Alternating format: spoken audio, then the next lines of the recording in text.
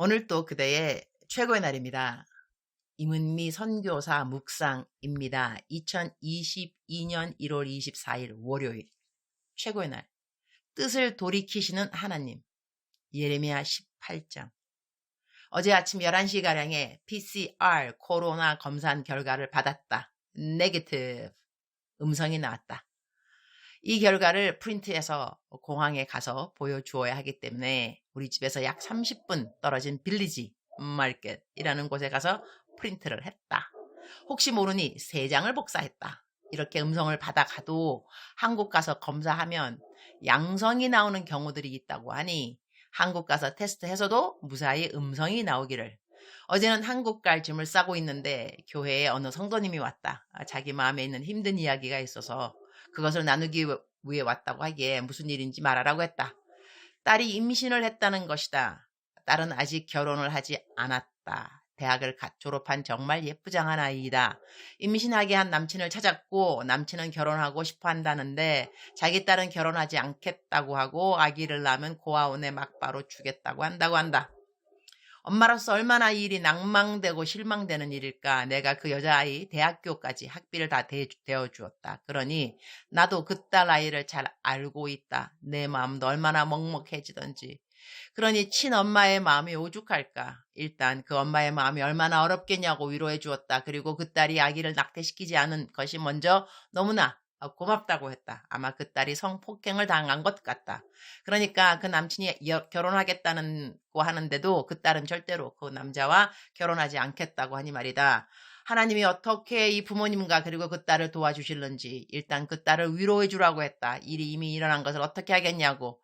지금 이 딸의 엄마도 이 딸이 아기를 낳으면 그 아기를 집에서 키워야 할 것인지 고아원에 주어야 하는지 결정을 하지 않았다고 한다. 그런데 요즘 그 집에는 이 엄마의 여동생의 딸이 결혼 안 하고 낳은 손녀가 있어.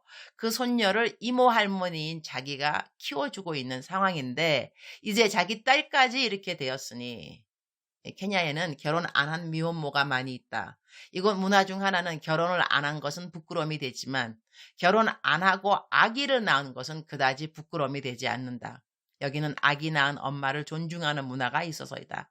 어제 고민을 말하러 온 성도님을 위해 눈물로 함께 기도해주고 하나님이 꼭 그대 가정을 지켜주실 것이라고 그렇게 말하고 그 성도님은 우리 집을 나섰다. 그 성도님이 가고 난 다음에는 마음이 참 망연자실하여져서 더 이상 짐을 싸지 못했다. 에효, 저 부모의 마음이 어떨꼬.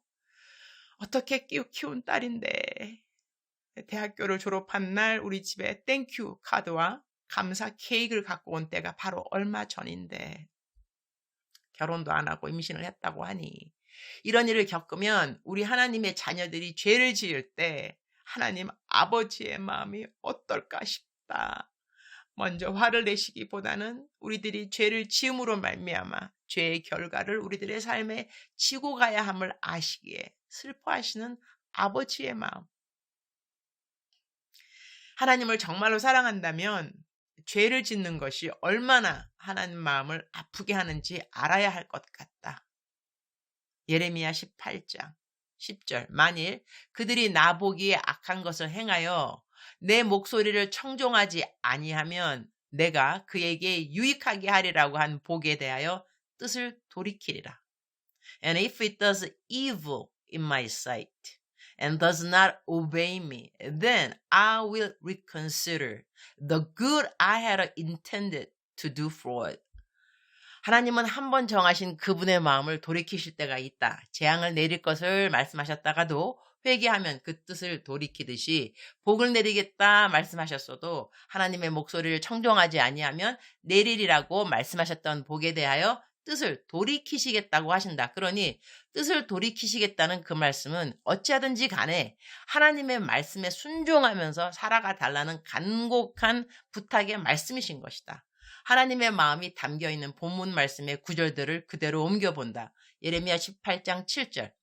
나는 한 민족, 한 나라를 뽑아 없애버리기로 결심을 하였다가도 벌하려던 민족이 그 악한 길에서 돌아서기만 하면 내리려던 재앙을 거둔다. 그렇지만 한 민족 한 나라를 심고 세우기로 결심했다가도 그 민족이 나의 말을 듣지 않고 나의 눈에 거슬리는 짓을 하기만 하면 약속한 복을 집어치운다. 그러니 너는 이제 야훼의 말이라고 하고 유다 백성과 예루살렘 시민에게 가서 전하여라.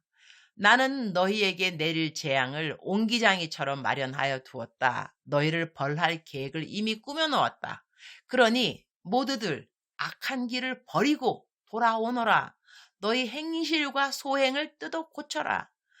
이런 말을 하여 주어도 이 백성은 다 글렀다. 우리는 우리 멋대로 살리겠다. 마음 내키는 대로 마구 살리겠다 하고 대꾸할 것이다. 이 말씀을 읽을 때 우리들의 마음이 어떠한가? 하나님은 심판하시기를 즐겨하시는 분이시구나. 이런 생각이 드는가? 그런 생각이 든다면 그 사람은 아직도 하나님이 어떠한 분인가를 모르는 사람일 것이다. 심판을 이야기하셔도 심판하고 싶어하지 않는 하나님의 멈출 수 없는 사랑의 마음을 우리는 읽을 수 있어야 한다. 주님, 오늘 또 최고의 날입니다. 하나님이 우리를 만드셨을 때는 가장 완전한 계획을 가지고 우리를 창조하셨습니다. 그러나 우리는 이런저런 일들로 범죄를 합니다. 그래서 하나님은 예수님으로 우리들의 죄를 대신 지게 하셨습니다. 그러니 우리가 우리의 죄를 대신 지신 예수님을 정말로 믿는다면 우리들의 삶의 목적은 나를 위해 돌아가신 예수님을 위하여 살아가는 것이 되어야만 합니다. 예수님이 이 땅에 오신 이유는 섬김을 받으러 오지 않고 섬기러 오셨다고 하셨습니다. 그러니 예수님의 죽으심으로 구원을 받은 우리 모든 그리스도인들의 삶의 목적은 섬김에 있어야만 합니다.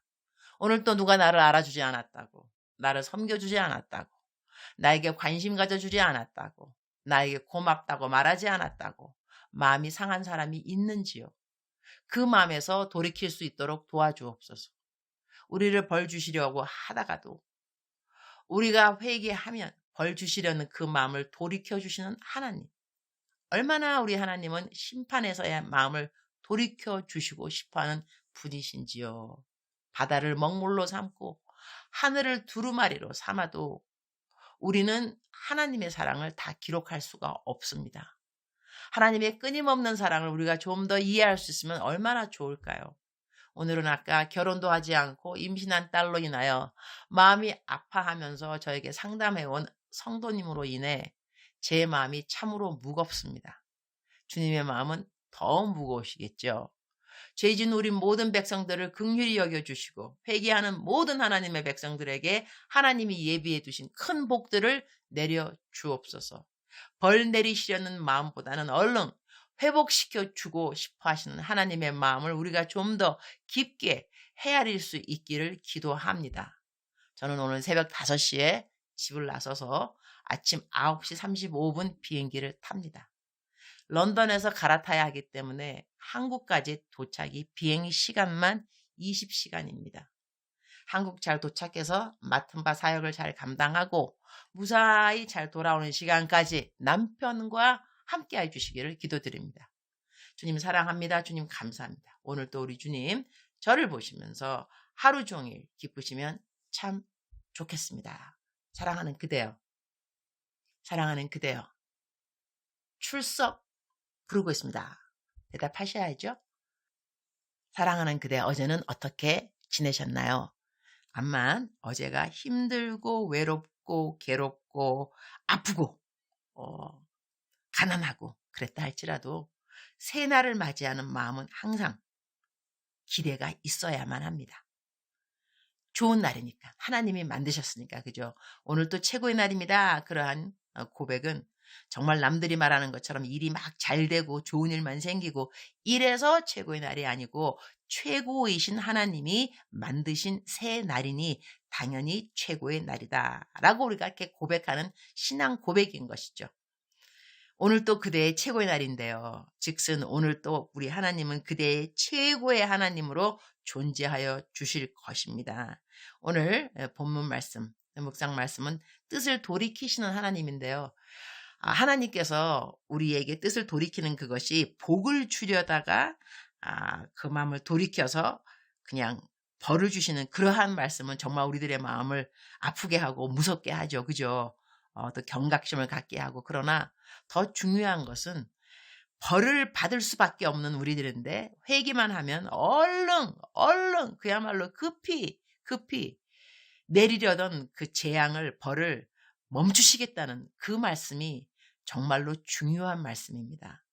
우리가 사랑하는 사람들끼리 왜 말할 때 너 나 빼고 나 말고 다른 사람 만나면 너 죽을 줄 알아? 그렇게 말하잖아. 정말 죽이려고 그런 말 하는 거 아닌 거 알고 있죠? 사랑하는 사람들이라면 그 말이 난 너밖에 없어. 너도 나밖에 없어야 돼. 알았지? 다른 사람한테 가면 안 된다. 한눈 팔면 안 돼. 알았지? 이렇게 말하는 그 마음이잖아요. 하나님께서도 우리에게 너 이거 하면 벌 받아. 너 정말 죽을 줄 알아. 그렇게 말씀하시지만 죽이고 싶어 하시는 그런 마음 하나님께 1도 없다는 거 우리는 다 알고 있어야 되겠습니다. 사랑하는 그대여. 사랑하는 그대여. 억만 번 더 들어도 기분이 좋은 말 들으면 들을수록 더욱더 힘이 되는 말. 사랑하는 내 딸아, 사랑하는 내 아들아. 나는 너가 마음을 돌이키기 원한다. 너가 벌 받을 일을 했다면 빨리 돌이키거라. 내가 너를 절대로 벌 주지 아니하고 재앙 그런 데 두지 아니하고 심판 그런 데 두지 아니하고 난 너에게 회복을 줄 거야. 내 마음 돌이켜서 얼른 너한테 복을 줄 거야. 이렇게 말씀하시는 하나님의 음성이 사랑하는 그대에게 들려지기를 축원합니다. 사랑하는 그대여 사랑합니다. 사랑하는 그대여 축복합니다. 오늘 또 그대의 최고의 날입니다.